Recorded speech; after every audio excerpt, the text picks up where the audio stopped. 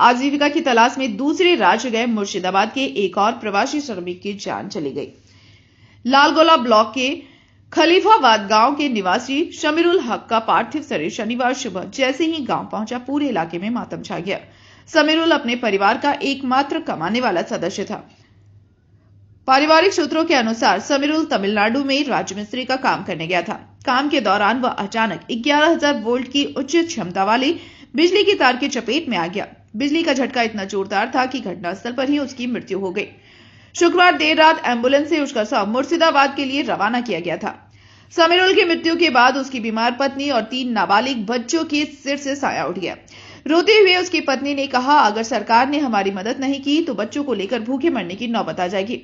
शमीरुल ही घर का खर्च चलाता था। अब परिवार के सामने भविष्य का अंधकार है। इस घटना ने जिले में रोजगार के अभाव और पलायन के मुद्दे को फिर से गरमा दिया है। ग्रामीणों ने तीखे सवाल उठाते हुए कहा, जिले में 22 में से 20 विधायक और तीनों सांसद सत्ताधारी दल के होने के बावजूद आज तक कोई बड़ा कारखाना या स्थायी रोजगार क्यों नहीं मिला। स्थानीय निवासियों का कहना है कि काम की तलाश में दक्षिण भारत जाना अब मुर्शिदाबाद के युवकों की मजबूरी बन गई है, जो अक्सर जानलेवा साबित होती है। ग्रामीणों ने मांग की है कि जिले में औद्योगिक क्षेत्र विकसित किया जाए ताकि भविष्य में किसी और शमीरुल को अपनी जान न गंवानी पड़े। मृतक के जीजा ने कहा कि वह केवल बच्चों के लिए, भविष्य के लिए बाहर गया था। हमें क्या पता था कि वह तिरंगे में लिपट कर आएगा।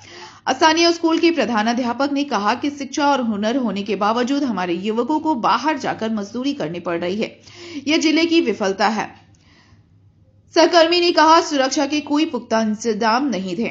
हमने अपनी आंखों के सामने उसे दम तोड़ते देखा। फिलहाल पीड़ित परिवार सरकारी सहायता की उम्मीद में है। पूरा लालगोला ब्लॉक इस समय गहरे शोक में डूबा हुआ है और प्रशासन से जवाब मांग रहा है। ভাবিকে কয়দিন দেখবে, কেউ দেখবে না। তাছাড়া ও একটা মেয়েটা যে মারা গেছে, ওর স্বামী, সে তার স্বামী ও খেটে খাটতো, মেয়েটা যখন আছে এখন অসহায় হয়ে গেছে, অসুস্থ। বাচ্চারা কি করবে, কোথায়? এখানে এখানে আমাদের রাষ্ট্রমন্ত্রী, প্রধানমন্ত্রী কেউ আমাদেরকে কাজ দিচ্ছে না। তার জন্য আমাদেরকে বাইরে গিয়ে এভাবে আমাদেরকে লাশে ফিরতে হচ্ছে, আমাদেরকে দেশে লাশে ফিরতে হচ্ছে। এই যে আমাদের জানাই আমাদের রাষ্ট্রমন্ত্রী, প্রধানমন্ত্রী আমাদের জানাই এতটাই শমিরুল আমার ছোট ভাই হয়, আমার কাকার ছেলে, আমি ওর বড় আব্বার ছেলে। মারা গেছেন কোথায় এবং ঘটনা কিভাবে হয়েছে? উনি মারা গেছেন তামিলনাড়ুতে, চেন্নাই আম্বাতুরে রাজমিস্ত্রি কন্ট্রাকশন কাজ করে।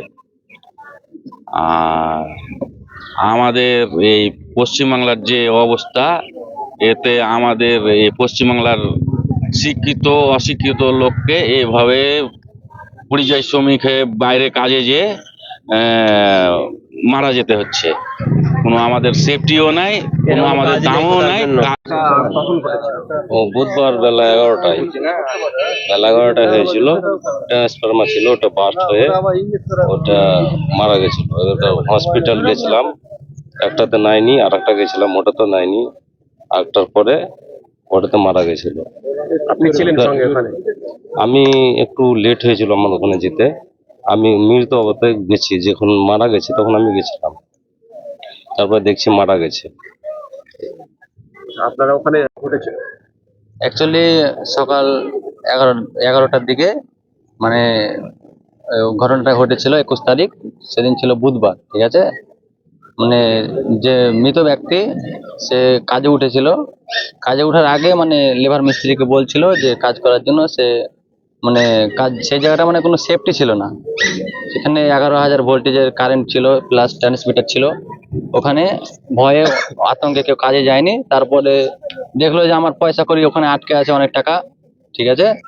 তারপরে দেখলো যে পয়সা করে যদি আটকে যায়, সে নিজেই কাজের জন্য গেছিল। সে একটা মিস্ত্রি, ঠিক আছে, বাধ্যতামূলক কাজে গেছিল। দিয়ে যাওয়ার পরে সে বুঝতে পারিনি হয়তো। এই যে লাশ যে মারা গেছে মৃত ব্যক্তি, তার বড় মেয়ে আমার প্রতিষ্ঠানে পড়ে। সে প্রতিষ্ঠানে আমি হেড স্যার ওই বিভাগের, গার্লস বিভাগ। সে মেয়ের নাম হচ্ছে মাসুমা। তো আমি এসে সংবাদ পেলাম যে মাসুমার আব্বা হঠাৎ এরকম কারেন্টে অ্যাক্সিডেন্টে ধরা গিয়ে মানে পড়ে মারা গেছে। চেন্নাইয়ে সেখানে থাকে, তামিলনাড়ু চেন্নাই। শুনে মনটা খুব খারাপ হলো। তারপর লাশ আসছে এভাবে এসে, তারপর লাশ এলো এসে আমরা সংবাদগুলো আপনার সামনে এসেছি। বলা উদ্দেশ্য যে মেয়ের বাপ একেবারে অসহায় ব্যক্তি, গরিব, তার ছোট ছোট বাচ্চা, 3টা বাচ্চা আছে। এটা প্রথম মেয়ে, প্রায় 9 বছর বয়স, 9+ হবে হয়তো। সে আবাসিক এতে থাকে, লেখাপড়া করে। তার আজকে মাথার ছাতা বলে কেউ নাই, চলে গেল, ছাদ বলে কেউ নাই, চলে গেল। তো আমরা সরকার বাহাদুরের কাছে বা মাননীয় মুখ্যমন্ত্রীর কাছে আমরা मुर्शिदाबाद से ब्यूरो रिपोर्ट PVTV न्यूज।